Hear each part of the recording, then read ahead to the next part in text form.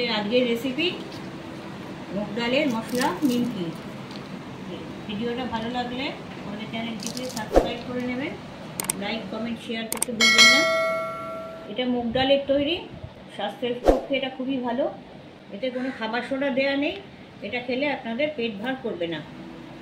আর সামনেই দুর্গাপুজোর সময় এরকম নিমকি যদি ঘরে তৈরি করে রেখে দিতে পারেন, তাহলে বাড়িতে অতিথিরা এলে চায়ের সাথে স্ন্যাক্স হিসেবে এগুলো দিতে পারেন, সবাই খুশি হবে। মুগ ডালের মশলা নিমকি বানানোর জন্য এখানে 50 গ্রাম মুগ ডাল 3-4 ঘন্টা জলে ভিজিয়ে রেখে দিয়েছি। মিক্সিতে দিয়ে মিহি পেস্ট করে নেব। সামান্য একটু জল এতে মিশিয়ে নেবেন। এর সাথে 25 গ্রাম সুজি দিচ্ছি, 25 গ্রাম আটা দিচ্ছি। আপনারা ময়দাও দিতে পারেন। এর সাথে কিছু মশলা দিচ্ছি। এখানে আছে হাফ চা চামচ করে জিরে, গোটা জিরে, জোয়ান, হাফ চা চামচ হলুদ, কোয়ার্টার চা চামচ শুকনো লঙ্কার গুঁড়ো আর কোয়ার্টার চা চামচ হিং, জোয়ান আর জিরে এগুলো আমাদের হজমে সাহায্য করে। এগুলো আমি এর সাথে মিশিয়ে দিচ্ছি। 15-20টা মতন কারি পাতা আছে, এগুলো কুচিয়ে আমি এতে দিয়ে দেবো। পরিমাণ মতো নুন দিয়ে দিচ্ছি। এগুলো মিশিয়ে নিচ্ছি ময়দার সঙ্গে। 2 টেবিল চামচ সাদা তেল দিয়ে দিচ্ছি। এবার আমি সব ডালের সাথে এগুলো মিশিয়ে নিচ্ছি। এখানে আমার যে ডোটা হয়েছে সেটা একটু পাতলা আছে, নরম আছে খুব। এখানে আমি আরেকটু আটা দিয়ে এটাকে ঠিকভাবে আমি মেখে নেব। এটা আটা মিশিয়ে এটা সঠিকভাবে এটা মাখা হয়ে গেছে। এটা একটুখানি নরম আছে, এটা একটু রেস্টে রেখে দেবো। এতে যে সুজি দেওয়া আছে, সুজিটা এই জলটা টেনে নেবে, তাহলেই এটা ঠিক হয়ে যাবে। একটা বাটিতে 3 টেবিল চামচ আমি ময়দা নিচ্ছি। এটাতে আমি সাদা তেল দিচ্ছি। তেলটা দিয়ে আমি এটা একটা লেই বানিয়ে নেব।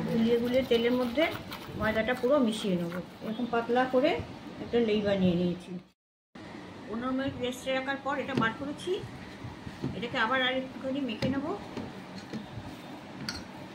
এটা মাখা হয়ে গেছে। এবার আমি এটাকে লেচি করে নেব। এটাকে 4 ভাগে ভাগ করে নিচ্ছি। এটাকে একটা গোলা পাকিয়ে নেব, নিয়ে এটাকে আমি বেলে নেব। একটুখানি ময়দা দিয়ে বেলে নিচ্ছি।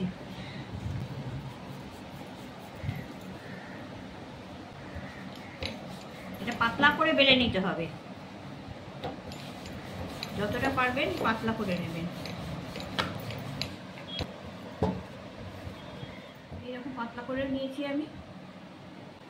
এবারে যে লেইটা করেছিলাম সেটা এর উপরে আমি মাখিয়ে নেবো। এটা লেইটা লাগানো হয়ে গেছে। এবার আমি এটাকে রোল করব। এটাকে টাইটভাবে রোল করতে হবে।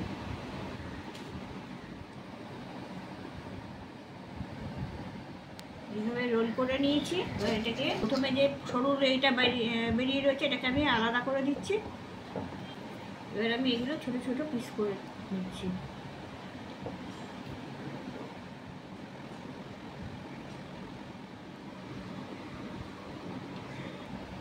এইভাবে পিস হয়েছে। যে দিকটা কাটা রয়েছে সেদিকটা এইভাবে বসিয়ে নিতে হবে। বসিয়ে নিয়ে একটু আঙুল দিয়ে প্রেস করে একটা ডলনার সাহায্যে একটুখানি বেলে নিতে হবে, সামান্য। ব্যাস এইরকমভাবে আমি সবগুলো বেলে নেব।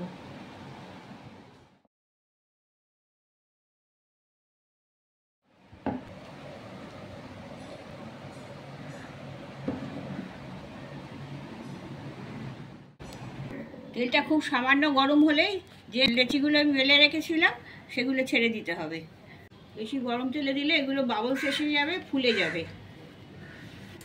এরকম কম আঁচেই এখন এগুলো রাখতে হবে। এখন নাড়ানাড়ি করাও চলবে না। এগুলো সামান্য করে একটু শক্ত হতে দিতে হবে এগুলোকে। এবার একটু শক্ত হয়ে গেছে এগুলো। এবার আমি আস্তে আস্তে নাড়তে থাকবো, তা নাহলে একটা পিঠ বেশি পুড়ে যাবে।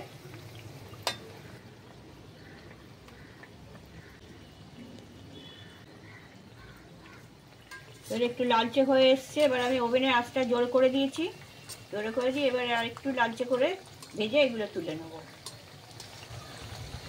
শক্ত হয়ে গেছে এগুলো, লেয়ারগুলো ভালোভাবে ফুলে উঠেছে।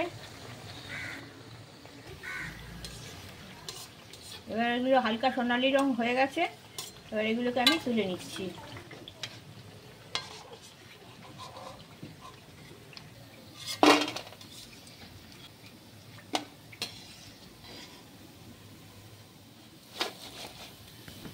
এরপরে যখন আবার আমি ছাড়বো, তখন এই প্রথমে যে তেলটা আছে এটা খুব গরম আছে, এটাকে একটু ঠান্ডা করে নিতে হবে, ঠান্ডা করে নিয়ে তারপরে ওটা ছাড়তে হবে।